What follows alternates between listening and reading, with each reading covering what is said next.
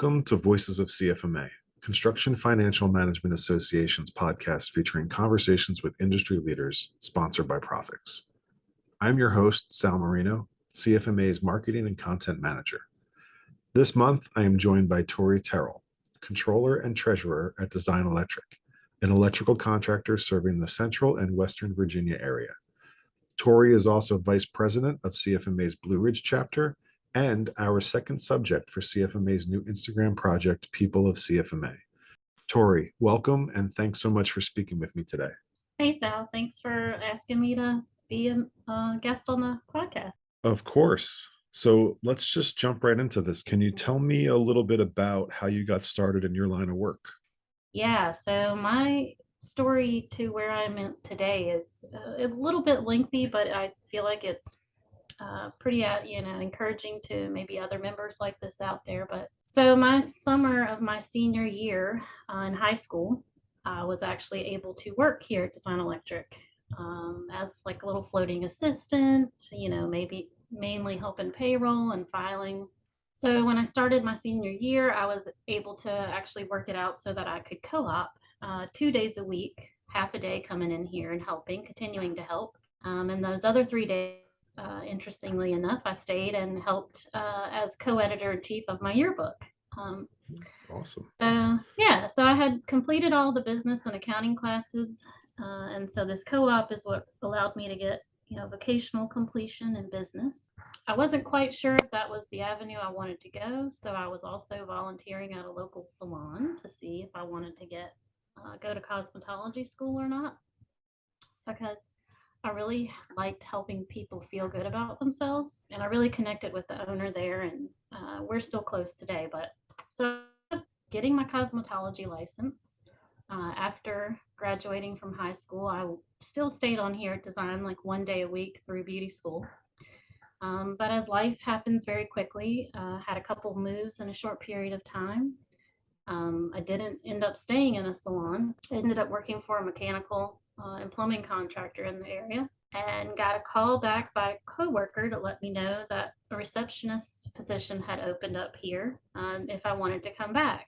And I did. And I've been here ever since. So,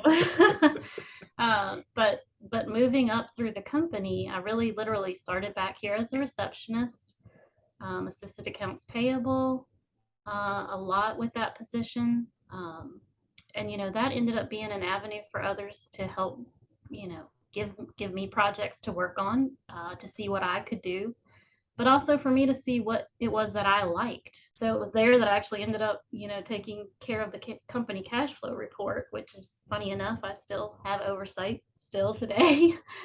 So that is one thing I just want to encourage others that are listening in. Don't forget to utilize your administrative assistants, giving them that opportunity. Maybe you don't have to give them something to take over forever, but let them try out different things, see what they're good at, but also to see what do they like. Right. A couple years down the road, my AP manager actually decided to pursue a different career, and at the time, I had just had my son, so I had envisioned only working 3 days a week, but I ended up taking the full-time position as the AP manager, and I would assist our CPA firm with our mid-year review and our year-end audit. And so, in fact, when our controller position opened up here, it was my CPA that recommended me for the job. He saw potential in me that I didn't see in myself. Upper management didn't either because they weren't as involved in accounting. So Right. that's, CPAs that are listening, please, don't ever underestimate the effect you put on someone's career by either giving them advice or talking to their exec team about the talent that you see, because you have a very unique window into their professional ability in their career. So my CPA actually offered me 40 hours pro bono of his time to walk me through, like different items and areas that I was really unsure about, to help me with some fears and concerns that I had to take that role. And it's thanks to him that I have the job that I have now. And of course, my exec team had to trust his recommendation as well. And I had several people on my journey, that were willing to teach me. And I'm just so thankful because I could never repay them. And one of my coworkers introduced me to education that CFMA has to offer. And so one of the first things I did as controller was joined CFMA. So that is how I got to where I am now. Well, that's great. Well, that so do you moonlight with any cosmetology stuff anymore, or are you? I definitely try to keep my hands in it, so to speak. Continued to have a few clients on the side here and there, and Very maybe cool. a dream of having my own salon one day. But for the most part, this keeps me mostly busy. Well, that's a good segue into your CFMA background because you were at the start of the Blue Ridge chapter, right? Could you tell me a little bit about that? Yes, really interesting ability there, insight into forming a chapter. So the start of our chapter actually, began back in 2016 at a national conference. There was a conversation by a member who Stuart Benstock noticed they didn't have a affiliation, on their name tag. They weren't affiliated with a local chapter, and just asked why. And the explanation was that, the closest chapter met typically in the morning, and that it was over 2 hours away. And so, Stuart being Stuart said, hey, let's do something to change that. Perfect. Yeah. So in February of 2018, Kathy Wasner sent out an email to members in this geographical area of the state that was, not as close to where the established chapter was, to see if we were interested in spinning off our own chapter. And, I had no idea what that even meant. All I knew is that this was something I needed to be a part of. And so, I did not hesitate at all. I just was like, here I am, send me. So I literally answered the call, and I'm so beyond thankful that I did. This has had such an impact on my life. So we had several calls, we had an in-person meeting, and I was one that was really interested in helping on, starting at the board level, even though I had zero nonprofit board experience. So it was actually the summer of 2019 that we formed our initial board for the Blue Ridge chapter. And as you can imagine, there is a lot involved, but it was a richly rewarding experience. And, I have gained lifetime friends and mentors as a result. Was able to attend Spring Creek earlier than normal, joined the board as the treasurer. So the president and I both attended Spring Creek that year, and that really catapulted our strategic planning for the chapter. Not to mention that it also strengthened my personal and professional leadership skills that I also needed at that time, especially, just taking on this role of controller.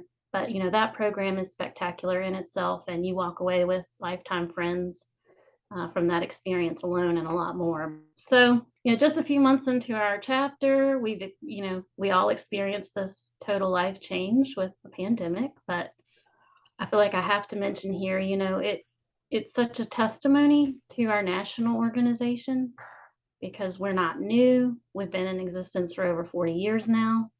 And our local chapter, we skipped maybe one board meeting during that time, but we immediately had direction from the national organization with suggestions, to keep the chapter going. We had up-to-date accounting, policies that were coming through the pipeline at, light speed, learning how to create virtual meetings, you name it. We had the resources we needed. And at that point, I can't even tell you how thankful I was to have my chapter. I like to think that I'll be remembered maybe as the affectionate mother of our chapter.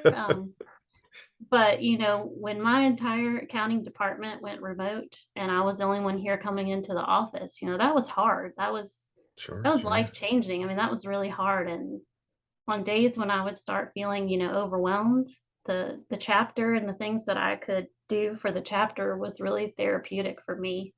And looking back now, I just can't imagine what I would have done without it.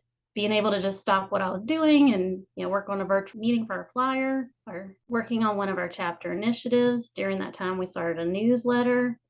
I could just call a fellow chapter member and talk about what we were experiencing because we had a lot in common, through all that. So we decided, very early on to switch to hybrid meetings as soon as our gathering restrictions were lifted. And we just jumped right in there. And even though we had some challenges, to overcome, mainly with audio connection. Uh, we finally have a setup where now we're still recording our meetings, even though, most attendees are in person. We're still recording our meetings so we can post them in our chapter connection library for members to go back and access at their convenience. And we feel like that'll really prove to be an added benefit to them. And through all this, we've grown not only nationally, but also locally. We're up to 40 members now, and we have interest of a chapter actually spinning off and forming their own chapter in our southern locality. So we're super excited about that. And again, national gives you all the tools necessary to be successful. So just having this rich experience, I would just say, be the member that wants to give back with something like this. I feel like, you really get back so much more than what you put in, at least for me. You can't buy the feeling of success and accomplishment. It's just something you have to experience. I can't wait to see what's next. Before we get to the next questions, a word from our sponsor, Profix. Profix software centralizes all your financial data, including ERP, CRM, HR, estimating, and project management for a complete view of company performance. Contact Profix to learn how we can help better manage your project's cash forecasting, WIP reporting, margin fade, and equipment utilization. Well, that is quite the journey. And speaking of journeys, as you know, August is CCIFP month, and you are currently on your CCIFP journey. You want to tell us a little bit about that? Sure. So for me, not having any formal schooling, my education, as I've mentioned, has been all on the job and through mentors. So this is something that's very important to me personally, to get that CCIFP designation. And I think vulnerability is a really good thing. So I have taken the test, and most recently I failed by 1 point. So my advice would be just don't give up. Keep it as a goal. We have so many resources available to help each other on this journey, and I certainly plan to take it again before the end of this year, and I won't stop taking it till I finally get it. So that would just be my advice. If you take it and you fail, don't let that get you down. Just sign right back up and get to studying again. Well, thank you for sharing your vulnerability, and not giving up is great advice. Do you have a favorite piece of advice that you've ever been given?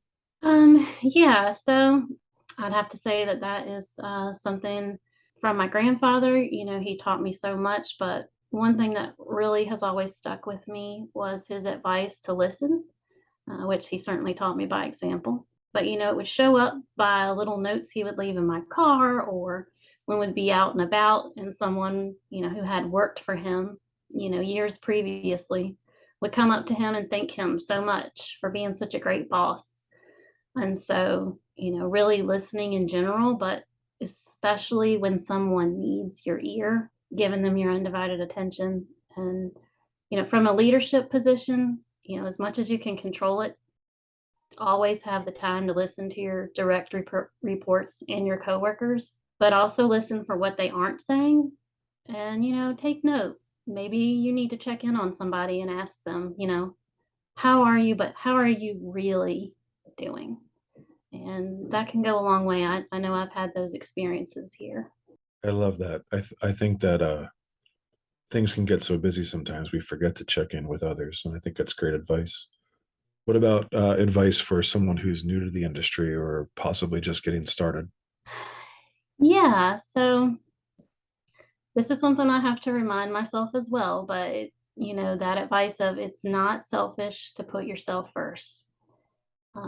You can't pour from an empty cup, and I know it takes a different metaphor for various personalities. So whatever the one is that reaches you, find that one and make it your mantra. But this is something that I see in all age groups, right?